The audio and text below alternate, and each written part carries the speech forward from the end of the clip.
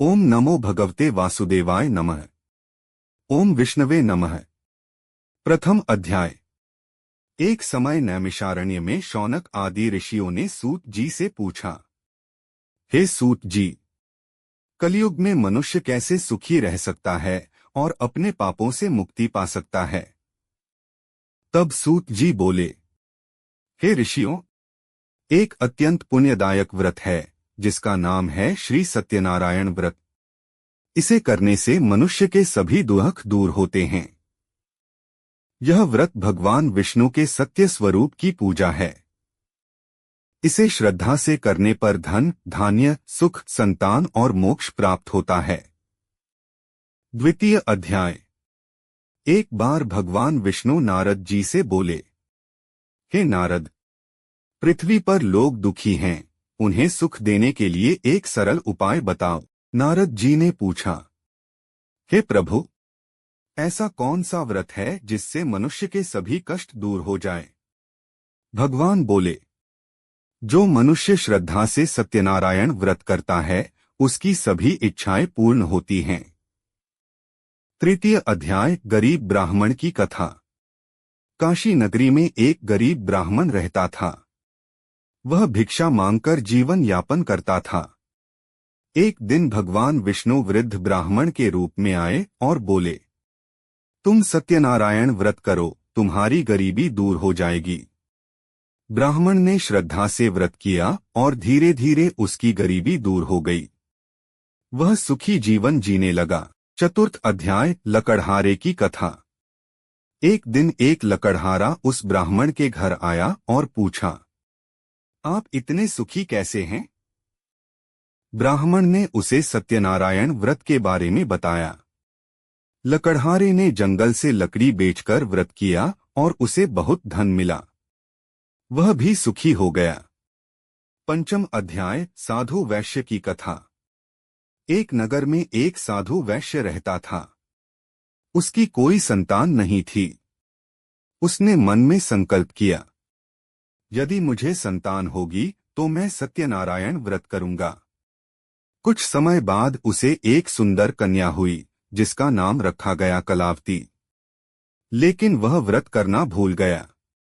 षष्ठ अध्याय। कष्ट और परीक्षा।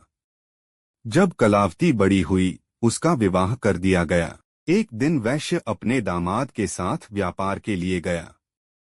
राजा ने उन्हें चोर समझकर बंदी बना लिया। उधर घर में भी धन समाप्त हो गया। एक दिन कलावती की मां ने सत्यनारायण व्रत किया और प्रसाद रखा। कलावती ने जल्दी में प्रसाद नहीं लिया और चली गई। इसी कारण उसके पति को बहुत कष्ट झेलना पड़ा। सप्तम अध्याय। सत्य का महत्व। जब कलावती को अपनी गलती का एहसास हुआ उसने श्रद्धा से व्रत किया। भगवान की कृपा से उसका पति और पिता जेल से मुक्त हो गए। सभी का जीवन फिर से सुखमय हो गया। अष्टम अध्याय। राजा तुंगध्वज की कथा। एक राजा तुंगध्वज शिकार खेलते समय एक स्थान पर पहुंचा जहां लोग सत्यनारायण व्रत कर रहे थे। राजा ने अहंकार में प्रसाद नहीं लिया। इससे उसका राज्य और सुख नष्ट हो गया।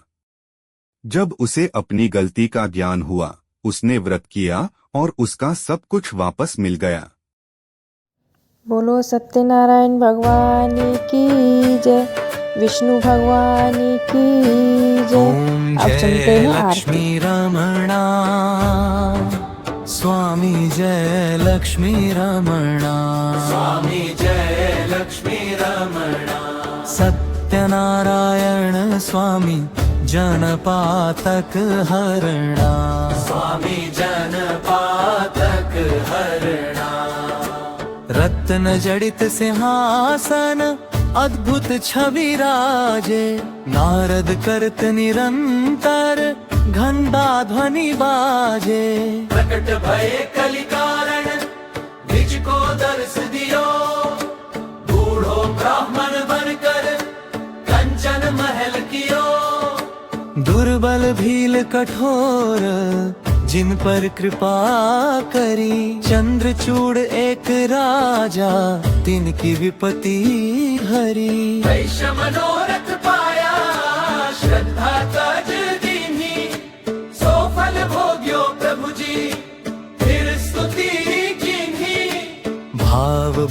के कारण छिन छिन रूप धरे, छिन छिन रूप धर्यो।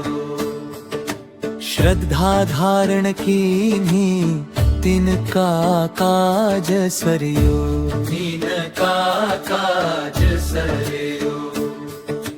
ग्वाल बाल संग राजा वन में भक्ति करी, मन वांछित फल दीन्हा दीनन की लाज धरी।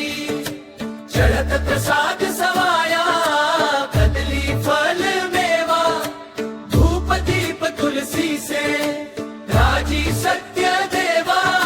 श्री सत्यनारायण जी की आरती जो कोई नर गावे, कहत शिवानंद स्वामी मन वांछित फल पावे।